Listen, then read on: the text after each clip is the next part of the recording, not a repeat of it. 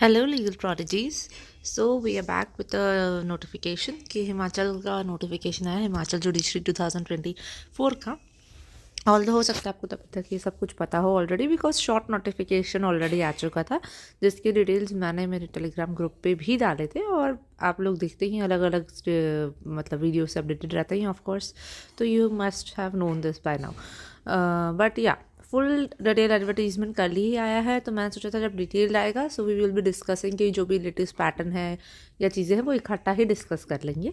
As an update I have already share the short notification and this is the full notification जिस पे आज हम बात करने वाले हैं. सो लेट्स सी कि देखिए 21 वैकेंसीज़ के लिए हिमाचल का नोटिफिकेशन आया है. क्या आपको फॉर्म भरना चाहिए क्या नहीं भरना चाहिए इस पर भी बात करेंगे और क्या पैटर्न है. Let's see that. तो last date of submitting the form is like 5th of जनवरी.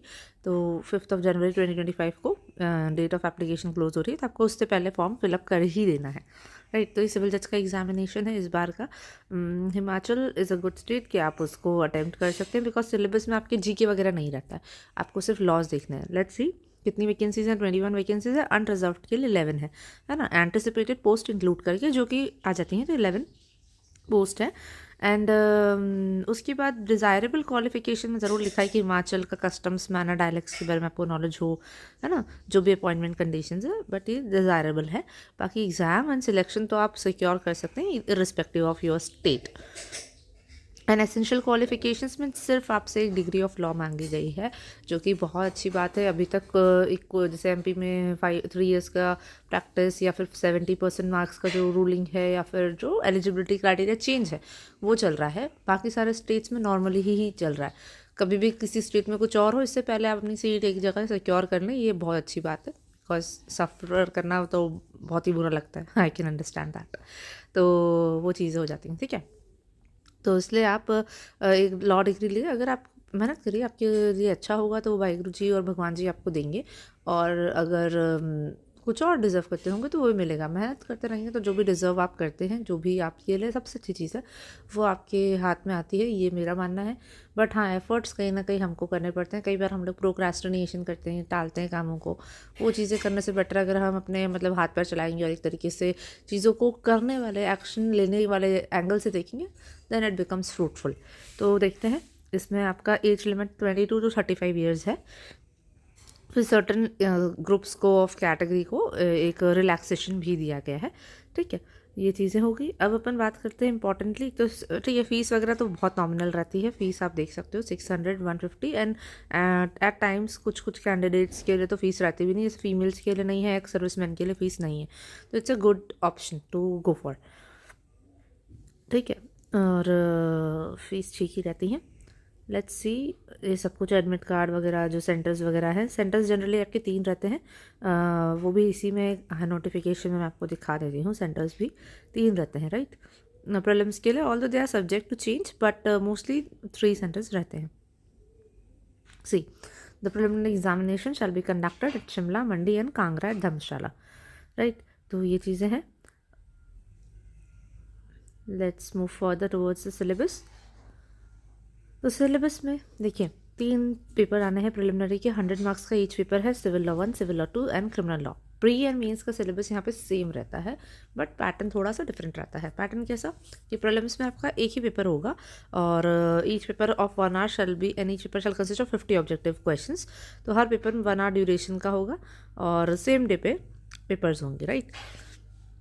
उसके बाद 50 मार्क्स के ऑब्जेक्टिव क्वेश्चंस है और सिलेबस जो है मेंस एग्जामिनेशन जैसा ही है. मोस्ट इंपॉर्टेंटली यहाँ पे नेगेटिव मार्किंग नहीं होती है. That's also something which is good for students और aspirants appearing for the same. ठीक है. तो वो चीज़ें आपको ध्यान रखनी है. और प्रीलिम्स का एग्जामिनेशन की डेट भी दे रखी है. कितनी इंपॉर्टेंट बात है कि 2 मार्च को आपका प्रीलिम्स एग्जामिनेशन है. 2 मार्च को. तो अगर आपने प्रिपरेशन करनी है हिमाचल की और अगर आप दूसरे स्टेट्स भी टारगेट कर रहे हैं तो वो लोग भी दे सकते हैं. इस पर at the end of this video मैं एक डिस्कशन करूँगी जो मेरा व्यू पॉइंट है कि किन्हें देना चाहिए कि नहीं. बाकी एवरीथिंग इज़ योर कॉल. आप जो भी अलग अलग मेंटोर्स हैं जिनसे आप पढ़ते हैं या फिर अगर आप मुझे सुन रहे हैं तो मुझे भी as a mentor as a guide अगर आप कंसिडर कर रहे हैं तो वो आप सुन सकते हैं. And then whatever you wish to do that should be your call. Right. ठीक है. मेंस में डिस्कशन जो है मेरिट बेस पे जो प्रिलिमिनरी में सिलेक्ट होंगे सब 20 टाइम्स सिलेक्ट होंगे, और फिर रिटर्न एग्ज़ाम मेंस का भी लास्ट वीक ऑफ मार्च तक वो हो जाएगा। तो यानी आपको मेंस और प्री में ज़्यादा टाइम नहीं दिया गया है। मेंस में लास्ट जो होगा पेपर वो 3 आवर्स के लिए होगा। पेपर 1 से 3 200 मार्क्स के होंगे, paper 4 and will be of 150 marks and 5 will be of 100 marks. Then viva voce भी होगा जो कि 150 मार्क्स का इंटरव्यू वाइवा वॉइस कहलाएगा, राइट। तो this was the scheme and now let's move on to the syllabus. देखिए syllabus it's like a syllabus जो कि अलग अलग स्टेट्स में होता ही है, तो it's like common syllabus, quite common. सिर्फ स्पेशल लॉज थोड़े अलग है, जैसे कि CPC, Indian evidence act, Indian stamp act, court fees act and courts act and SRA, specific relief act. तो इसमें से जो कोर्ट्स एक्ट है वो नहीं जनरली पूछा जाता है, नहीं तो इंडियन स्टैम्प एक्ट भी कहीं कहीं पूछा जाता है, कहीं नहीं। और सीपीसी, एविडेंस, एसआरए तो हर जगह ही पूछा जाता है। यस, यहाँ पे एक नोट करने वाली बात ये है कि हिमाचल में ओल्ड सिलेबस के अकॉर्डिंग जो है पेपर आ रहे हैं, इंस्टेड ऑफ कि ओल्ड न्यू आए, ठीक है। तो यहाँ पे ओल्ड ही आएगा। इसका एक नोटिफिकेशन भी था जो हिमाचल ने रिलीज़ करा था कि इस डेट तक, दैट इज़ 31 दिसंबर 2025 तक जो भी एग्ज़ाम्स होने हैं, या फिर जो भी 31 दिसंबर तक जो भी एग्ज़ाम्स हैं उनमें ओल्ड सिलेबस ही पूछा जाएगा, ठीक है। डेट मुझे नहीं आता, तो that do not know, I don't remember the date, तो आप डेट को जो है उसको तो ओमिट कीजिए। बस ये ध्यान रखिए कि ओल्ड सिलेबस से ये वाला सिविल जज का वैकेंसी निकली है और उसमें ओल्ड सिलेबस ही आना है। Now civil law 2, Indian contract act, Hindu law, limitation act, TPA and urban rent control act. तो इसमें भी देखिए हिंदू लॉ कहीं कहीं पे आता है, बाकी सारे एक्ट तो हर जगह आते हैं। अर्बन लॉ और रेंट कंट्रोल तो एक स्पेशल लॉ, हर एरिया का अपना अलग रहता है ना। पेपर 3 क्रिमिनल लॉ, इसमें भी आईपीसी, सीआरपीसी, नेगोशिएबल इंस्ट्रूमेंट का वही chapter 17, excise act, wild life protection, Indian forest act, ये सब कुछ इंपॉर्टेंट है। और उसके बाद जुडिशियल सेंसिटिविटी पे जो मॉड्यूल रहता है सेक्सुअल ऑफेंसेस के प्रति, जो सेंसिटिविटी टू सेक्सुअल ऑफेंसेस, उस पर एक चीज़ें रहती हैं, जैसे आपसे गाइडलाइंस पूछते हैं, लेटेस्ट गाइडलाइंस। तो थोड़ा सा जेंडर स्पेसिफिक, जेंडर सेंसिटाइजेशन करने के लिए कुछ टॉपिक्स यहाँ से भी क्रिमिनल लॉ में आते हैं। तो ये सारी चीज़ें हैं, बेल के डायरेक्शंस, कंडीशंस, है ना, जो भी लेटेस्ट केस लॉज हैं, जेंडर सेंसिटिविटी के, इंपॉर्टेंस क्या है जेंडर सेंसिटिविटी का, इफेक्ट क्या होता है जुडिशियल डिसीजंस पे, उन सब का ये सारी चीज़ें हैं। पॉक्सो एक्ट के प्रति जुडिशियल अप्रोच क्या है, और प्रो सेंटेंसेस कैसे देते हैं आप सेक्सुअल ऑफेंसेस के केस में। तो ये सब एक्ट के अलावा आपको प्रोविजंस ये भी देखने हैं कि पॉक्सो एक्ट को और जे एक्ट जो होता है जुवेनाइल जस्टिस एक्ट को भी थोड़ा देखते हुए चलना है।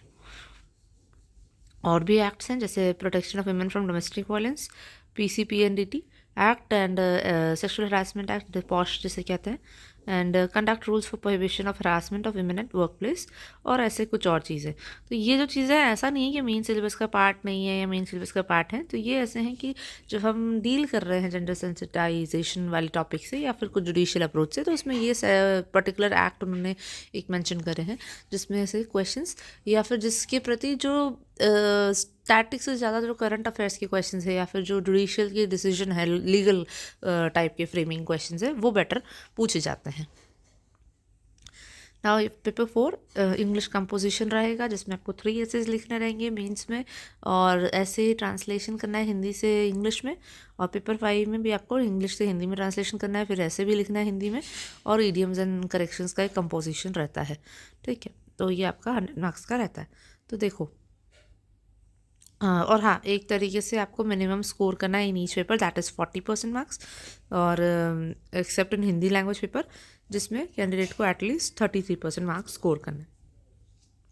फिर क्वालिफिकेशन वगैरह दे रखी है, मीन्स कब क्वालिफाई होगा, ये वाया वॉइस भी होता है, ठीक है।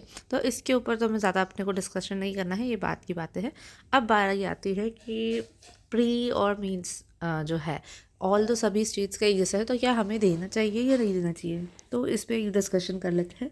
तो देखिए, वैसे तो हिमाचल के पॉजिटिव पॉइंट्स क्या हैं कि हिमाचल का जो कोर्स है या हिमाचल का जो सब्जेक्ट सिलेबस है वो काफ़ी स्टेट से मैच करता है। तो even if you are not preparing specifically for Himachal, अगर आप स्पेशली हिमाचल को टारगेट नहीं कर रहे थे, स्टिल आप अटेम्प्ट देने जा सकते हैं, क्योंकि जब आपके पास एक डेडलाइन होती है कि मेरे को इतने टाइम तक ये सिलेबस कंप्लीट करना, because I have an exam to give, जब आपके दिमाग में एग्ज़ाम का वो रहता है फियर या कह लीजिए इंटेंशन रहता है that exams are coming and date decided है, तो जब भी हम कितना भी करें ना कि यार अनटिल अनलेस आप ऐसे बच्चों की क्या ही करना, जो इनिशियल स्टेज पे बच्चे होते हैं ना, वो कहते हैं क्या ही करना है, घूमने तो जा रहे हैं, क्या पढ़ना।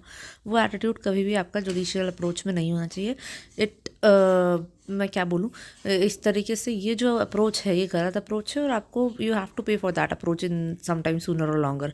तो अगर आपको कोई ये बता रहा है कि ये अप्रोच नहीं होनी चाहिए, तो देन डू अंडरस्टैंड दैट कि आपकी अप्रोच हमेशा से, either you are a final year student, either you are a newcomer और फ्रेशर, आपकी अप्रोच शुरू से ये होनी चाहिए कि मेरा जो भी अटैम्प्ट रहेगा मुझे उसे क्रैक करना है।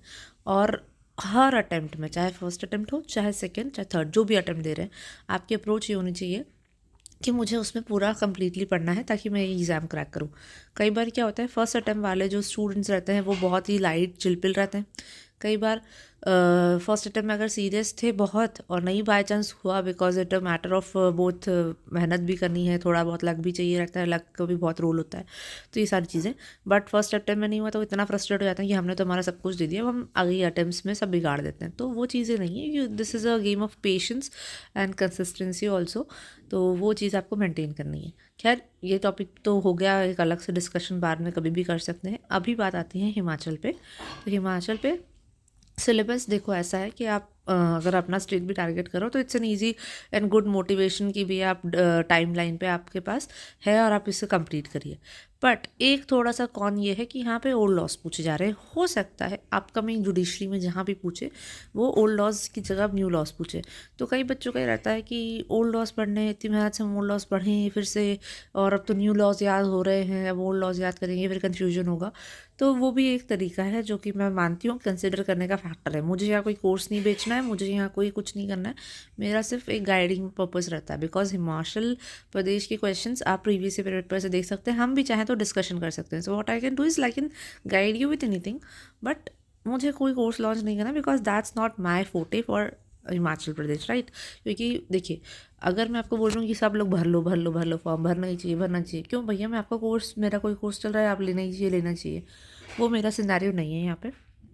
क्योंकि मेरा मेन पर्पज़ है कि एक ऐसा चैनल होना चाहिए कि आपके पास क्लैरिटी जो आपको एग्जैक्टली दे, जो उस फेस से पर्सनली गुजरा ही हो या गुजरा हो वो जो पर्सन है।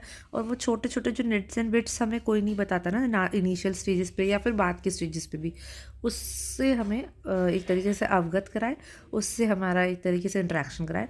और आपसे जब मैं इंटरेक्शन करती हूँ या कुछ चीज़ें बताती हूँ तो मेरे को भी और बेटर क्लैरिटी होती है, एंड इट फील्स गुड कि शायद कहीं पे कोई इस चीज़ को फॉलो कर रहा होगा, देन इट हेल्प्स देम। तो वहीं पे आते हैं वापस कि ओल्ड सिलेबस है। अगर आपका ओल्ड सिलेबस से बहुत अच्छी कमांड रही है कि आपको बहुत रिवाइज नहीं करना पड़ रहा, then it should be a good to go exam. तीसरा एक था कि प्रो से कह लें या कौन कह लें कि देखिए हिमाचल कहीं कहीं स्टेट से बहुत ज़्यादा दूर है, तो किसी किसी को नहीं फ़र्क पड़ता, लेकिन किसी किसी के कुछ फाइनेंशियल कंस्ट्रेंट्स, कुछ फैमिली कंस्ट्रेंट्स रहते हैं कि नहीं हम नहीं जा सकते इतना दूर, या हमें किसी के साथ जाना है। बहुत बेसिक लेवल की बात कर रही हूँ, कायदे से आजकल हमें इंडिपेंडेंट होना चाहिए कि हम खुद जा सकें। बाकी फिर भी कभी कभार कुछ इश्यूज ऐसे रहते हैं और वो डिपेंड करता है family to family. It's not a something that जिस पे आप बहुत ज़्यादा कंसिडर करें या फिर बहुत ज़्यादा परेशान हो। लेकिन हाँ, आप धीरे धीरे अपना इम्प्रोवाइजेशन कर सकते हैं। बट कुछ जो ऐसे इश्यूज रहते हैं तो उसमें हम क्या ही बोल सकते हैं। तो अगर ऐसा है कि बहुत दूर पड़ रहा है, ये आपको मैटर कर रहा है, या फिर आपकी प्रिपरेशन उतनी अच्छी नहीं है, तो आप मे बी सोच सकते हैं कि आपको क्या करना है, देना नहीं देना। लेकिन कई बार अगर आपकी प्रिपरेशन अच्छी, आप एज अ गुड स्टूडेंट रहे हैं, तो फिर डिस्टेंस मैटर करने से ज़्यादा बेटर है कि एटलीस्ट आप अटेम्प्ट दे कर आए। आपको एक आइडिया होता है कि हम कैसे अपीयर कर रहे हैं टाइम पे। एंड अगर भले ही आपका टारगेटेड स्टेट ये ना भी रहा हो, तो भी इसकी प्रिपरेशन आपको कहीं ना कहीं दूसरे एग्जाम्स में काम आ जाती है। फॉर एग्जांपल सीपीसी आपका प्रिपेयर हो जाएगा, है सारे कॉन्ट्रैक्ट ये तो प्रिपेयर हो ही जाने हैं आपके। और जो ओल्ड लॉज है, न्यू लॉज हैं, तो कई बार किसी किसी स्टेट में देखा गया है जैसे न्यू दोनों का कंपैरिजन आता है। फॉर एग्जांपल केरला में आया था, दोनों का कंपैरिजन हो सकता है अपकमिंग स्टेट्स भी कंपैरेटिव वे में पूछे, तो आपको ऑटोमेटिकली न्यू और ओल्ड करना है। अभी तो सब लोग हम लोग न्यू में लगे पड़े कि न्यू के याद करना है याद करना है, ओल्ड कौन देख रहा है। बट कई बार कहीं पे, चाहे इंटरव्यू लेवल पे चाहे आपके प्री या मीन्स लेवल पे, comparative analysis type of laws भी आ सकते हैं in the part of syllabus, तो वो कोई नई चीज़ नहीं होगी। कहीं कहीं पे सिर्फ न्यू भी पूछे जा रहे हैं। तो दैट्स योर कॉल कि आपको आप चीज़ें रिमेंबर करने में या फिर आप कितने कंफर्टेबल हैं उसको करने में, ठीक है। ये बात हो गई। दूसरा, ये कह सकते हैं कि हर एग्ज़ाम को आप अटेम्प्ट कीजिए एज अ, जैसे मैंने कहा कि आपको उसको क्रैक ही करना है, तो उसमें क्या होता है आपकी प्रिपरेशन कुछ सब्जेक्ट की बहुत अच्छी हो जाती है ना। बाकी अगर आपको डिस्टेंस का कंसर्न है या उसका कंसर्न है ट्रैवलिंग का, कॉस्टिंग का, तो फिर वो देखिए कि आप किस लेवल पे हैं। किस लेवल पे हैं का मतलब अगर आप बहुत इनिशियल स्टेज पे हो, तो अगर आपको है कि प्रिपेयर, या फिर आप ऐसे बहुत सारे एग्ज़ाम्स दे चुके हो ऑलरेडी और अभी आपकी प्रिपरेशन नहीं है, तो भी आपको लग रहा है कि मैं क्या करूँगा, तो वो अलग चीज़ हो सकती है, देना नहीं देना। लेकिन अगर आप बहुत ही बिगिनर फ्रेशर हैं और आपको लग रहा है कि नहीं, दे के आना चाहिए, प्रिपेयर करके, ऑफ कोर्स जो कुछ भी जाए तो अपनी तरफ से प्रिपेयर करें, भले पूरा नहीं तो भी जितना हो पाए अपनी तरफ से फुल प्रिपरेशन का ही दिमाग में लेकर चलें, क्योंकि तो ही मतलब रहता है। तो आप वहाँ जाइए, आप वहाँ का एटमॉस्फेयर भी इन्जॉय कीजिए एंड एग्ज़ाम भी अच्छे से दे के आइए। Yes, so this was all about it, and I think I have answered या address जो भी मेजर कंसर्न्स लोगों के दिमाग में थे, देना है नहीं देना है, तो दोनों के प्रोज एंड कॉन्स ऐसे सामने ला के रख दिए। कॉन्स तो कुछ नहीं है, अगर जॉब लगती है कहीं पे भी लगती है तो आप जज के लाते हो, ये फैक्ट है। और आजकल का जो कॉम्पिटिटिव एग्जामिनेशन का सिनेरियो है, जिस तरीके से वैकेंसीज आ रही हैं, डिले हो रही हैं या फिर कम सीट्स आ रही हैं, उसके हिसाब से तो फ़िलहाल के लिए कहीं पे भी अगर आपका जज ही बनने का सपना है तो आप कहीं पे भी सीट सिक्योर कीजिए। तो उससे बेटर कुछ नहीं होता कि भैया फिर आप बाद में उसको अपने स्टेट के थ्रू वर्कआउट कर रहे हैं, तो वो भी एक चीज़ रहती है। फिर भी स्टिल, क्योंकि पैटर्न डिफरेंट है, प्री तो हो जाता है, मीन्स का पैटर्न अलग है, प्री मीन्स कुछ थोड़ा बहुत अंतर है, तो किसी किसी के लिए कंसर्न हो सकता है कि देना भी नहीं देना। तो दोनों मैंने पॉइंट्स कोशिश करिए कि यहाँ पे कंपैरेटिवली बता सकूँ, and that should be like कि आपको अब क्या करना है। और कुछ फर्दर गाइडेंस चाहिए तो you can easily comment in the comment box below, पूछ सकते हैं आप। आपके कोई और बेटर मेंटर्स हैं, आप उनसे भी जानकारी ले सकते हैं, मेरे को कुछ इससे नहीं है। अपना सब तरीके से सोच के देन डिसाइड कि क्या करना है। बस ये ज़रूर होता है कि अगर वो सब कंस्ट्रेंट्स नहीं है आपके पास, तो फिर यही एक रहता है कि आप अटेम्प्ट कीजिए एग्ज़ाम्स को बहुत अच्छे से। क्योंकि जब आप एग्ज़ाम, कई बच्चे होते हैं ना, यार हमें तो देना ही नहीं उस स्टेट का, हम क्या करेंगे, ऐसा नहीं होता है। अगर आपके पास कम टाइम में प्रिपरेशन करो और आप बहुत डेली कंसिस्टेंट स्टूडेंट नहीं हो, तो देखना जब भी एग्ज़ाम का प्रेशर आ जाएगा ना, तो आप करने लग जाते हैं प्रिपेयर, तो वो चीज़ हो जाती है। तो इसी तरीके से अगर आपका हिमाचल का एग्ज़ाम अगर आप फिलअप करेंगे और आपको और कोई ऐसा कंस्ट्रेंट नहीं है, तो फिर आप उसके लिए प्रिपेयर ज़रूर शिद्दत से करिए, अच्छे से करिए प्रिपेयर, आप बिल्कुल कंसिस्टेंसी से करिए। तो कहीं ना कहीं आपको कहीं ना कहीं किसी एग्ज़ाम में वो हेल्प करता है। और अगर आपको लग रहा है कि नहीं, ये सब चीज़ें नहीं हो पा रही है, या फिर और मेरा कोई दूसरा इंपॉर्टेंट एग्ज़ाम है जो कहीं वो सफ़र ना कर जाए, तो फिर आप सोच सकते हैं कि क्या करना है। ठीक है, तो दैट्स इट। ज़रूरी मैं ये नहीं कहती कि सभी कर लो, क्योंकि हर किसी का अलग अलग सिनेरियो रहता है। आप अपने सिनेरियोज़ को देखिए, उसमें से कितने जो भी आपके सिनेरियोज़ हैं, किसको आप कवर अप कर सकते हैं, किसको आप वर्कआउट कर सकते हैं। कोई सिनेरियो ऐसे हैं जिन पे आपका एक तरीके से वर्कआउट नहीं कर सकते, या बहुत आपके लिए एक्स्ट्रा ही मैटर कर रही हैं, जो आपको पीछे नहीं धकेल रही है बट आपकी ग्रोथ के लिए इम्पॉर्टेंट है।